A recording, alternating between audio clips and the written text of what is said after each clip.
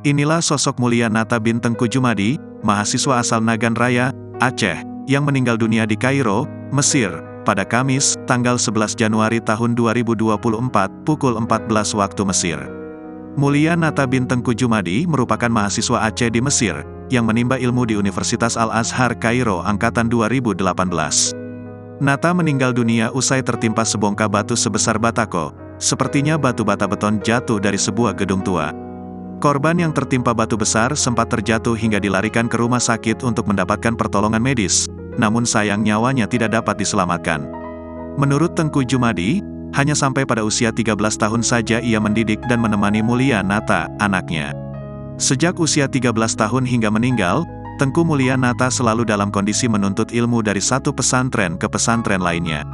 Alumnus pesantren Darul Hikmah, Penaga Rayak, Aceh Barat dan juga alumnus Dayah Baitus Sabri, Aceh Besar, ini sejak SMP hingga SMA dikabarkan selalu mendapat nilai bagus. Padahal, pemuda yang berusia 29 tahun itu dikenal memiliki nilai akademik yang sangat baik. Ia sosok yang cerdas, rajin, baik, dan taat beribadah, kata sumber serambinews.com yang mengenal baik Mulia Nata.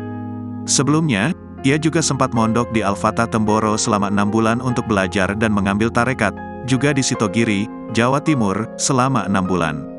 Mulia Nata juga sempat mondok di Gresik dan terakhir sebelum ke Mesir, ia mengikuti daurah di Darul Mustafa cabang Karanganyar.